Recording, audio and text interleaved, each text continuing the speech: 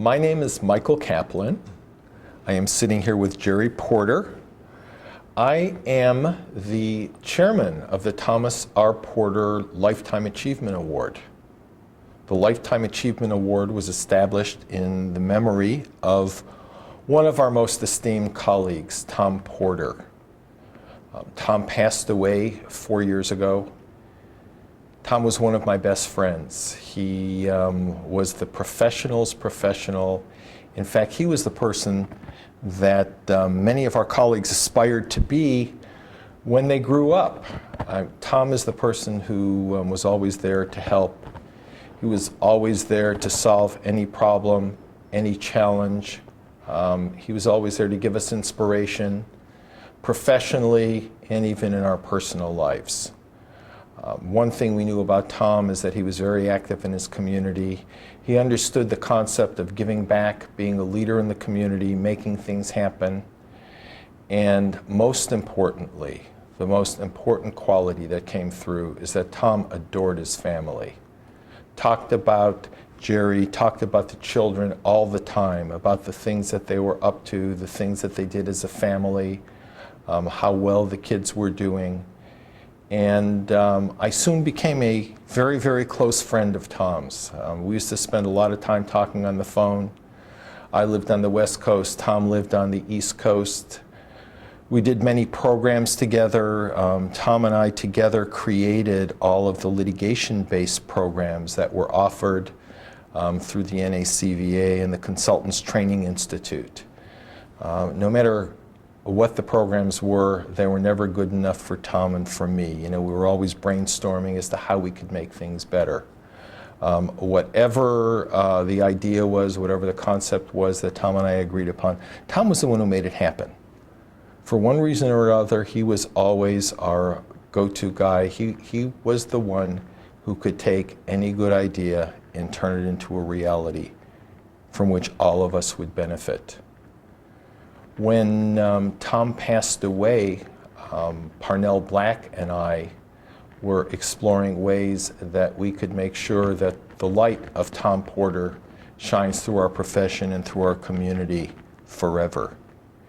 And we concluded that the best way to do it would be to identify that individual in our organization who best exemplified the life qualities that Tom presented. Character, the highest character, commitment to community, commitment to family, and the professional's professional. And we created the Thomas R. Porter Lifetime Achievement Award. This year, 2011, is the year in which we will be presenting the third award, the award to our third recipient.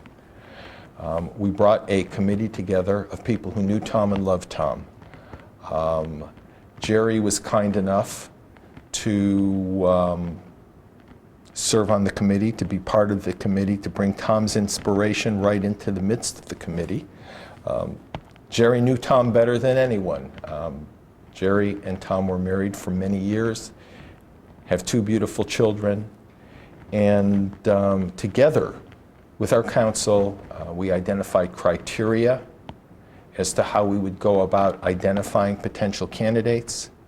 We identified a protocol as to how we were going to take the potential candidates, interview them, evaluate each one, and select that one candidate who most deserved an award that was in the name of Tom Porter. I remember, I like to tell a story of an incident that happened back in 2006. We were doing a program in San Antonio, Texas. And Tom was there, I was there, there were many other instructors and students there. There was one student who was supposed to be enrolled in Tom's class who mistakenly sat in on another program. This student sat in on the wrong program, sat there for 8 hours, learned what was being taught in the other program. For one reason or another, although he sensed something might be wrong, he really didn't think that he was out of place, and then at the end of the day he realized he was in the wrong program. The minute Tom learned that, Tom went to the student, he said, We're going to take a little bit of time now. Tom sat down with that student, spent 2 to 3 hours with him, bringing him up to speed on everything that he would have learned that day had he sat in on Tom's class. That's how much Tom cared. That's how Tom was committed to the students in our program. Made sure that they got the best, and made sure that they were the best. Now, I know that Tom told me many, many stories of things that he did in the family, with the family. I mean, you know, his character, the character that he reflected and he brought to the profession and brought to our organization, as we discussed before, you know, was beyond anything we could imagine. Jerry, can you share with us a story or some stories of how Tom's character rang through and some of the things that he did with the family that set him apart from the crowd? Well, I think the first thing that comes to mind is when we were married, we were having some problems having children, so we decided to adopt. And into our life came a mixed racial child who Tom and his parents welcomed with open arms. There was never a second thought. He never looked back, and that little girl has been the light of his life, and was, and probably still is. So that was my first amazing experience with Tom. And with the kids, he is just, he's always been there. My daughter will tell the story of, they went to karate. Both of them are black belts. And Tom would sit with them hours before their meets. And he would go over their forms, go over what they had to do. And I didn't realize until I asked my daughter for this interview to tell me this story that Tom and the kids had a secret little message. He'd do a double fist bump to them, and that meant, get it done. You're good, you can do this. And she remembers that to this day. He was just always there for the kids. Just in school, didn't have a Boy Scout troop. And Tom thought that was something that was important. It was a private school, so he started a Boy Scout troop. Making things happen is something that we all learned from Tom. I can't begin to tell you how many times since Tom has left us that I've run into challenges or we've had things happening in the program that I've actually reached for the phone to pick up the phone to call Tom and ask him the question, and I'm sure you've done the same thing many times. And, but you know, his inspiration is always there.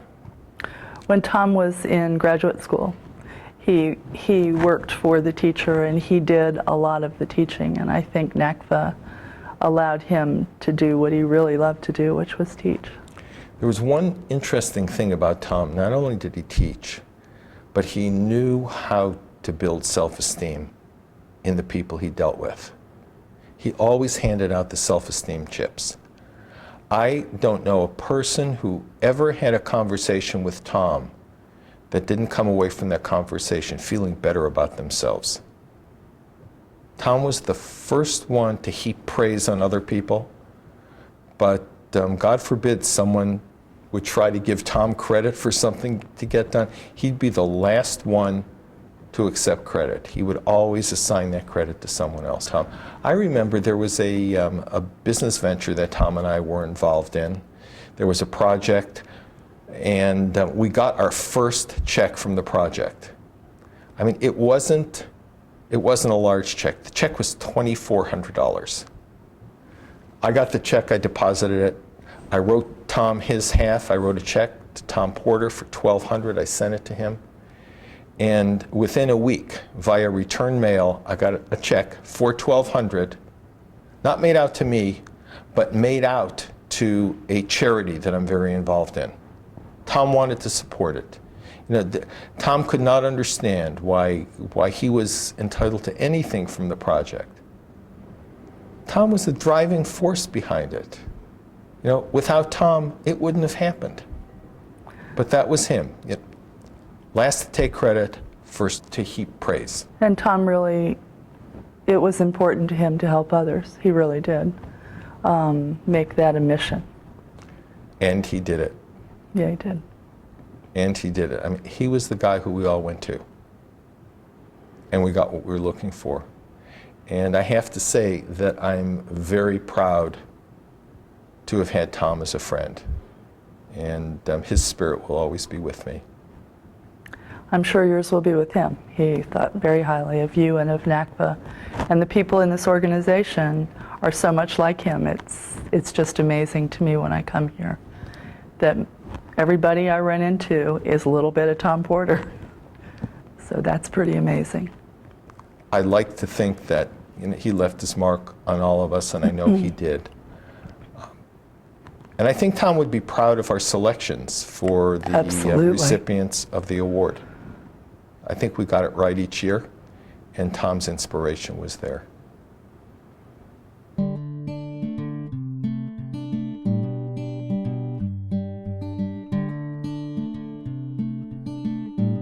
Mark Cusick.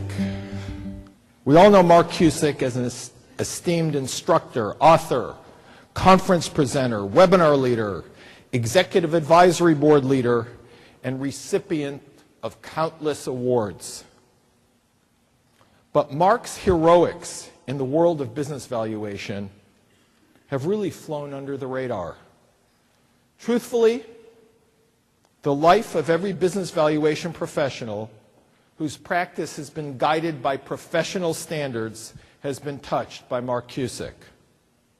When the leadership of the business valuation profession meets to raise the bar through the development and refinement of professional standards, there's one thing that's for certain, and that is that Mark Cusick will be there. No matter when, no matter where, no matter how long it takes, when the issue of standards is on the table, Mark Cusick is part of the project. Through his tireless leadership on the NACVA Standards Board and on the North American Standards Council, Mark has touched the professional lives of all of us. But let's put aside the impact that Mark has had professionally. His character and his heroics truly shine in the world of helping those who are less fortunate than he is.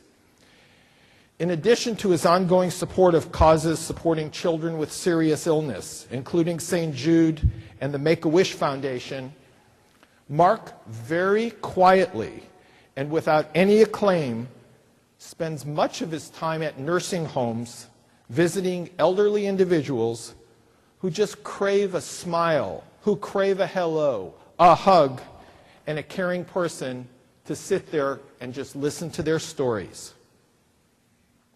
At Christmas, Thanksgiving, and other holidays, when he is surrounded by his family, Mark's primary concern is that there are so many other people in the world who are less fortunate than he is, who are going without food at the holidays.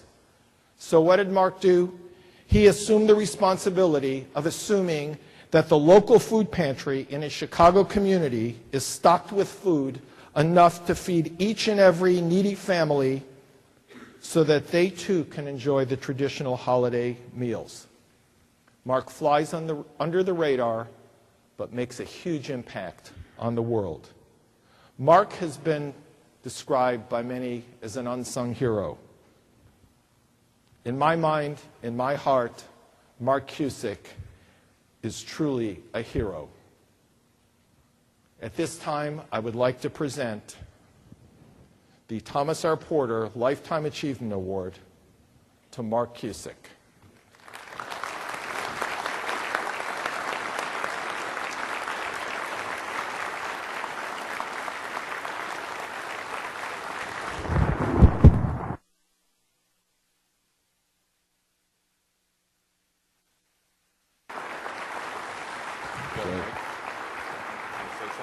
Sure.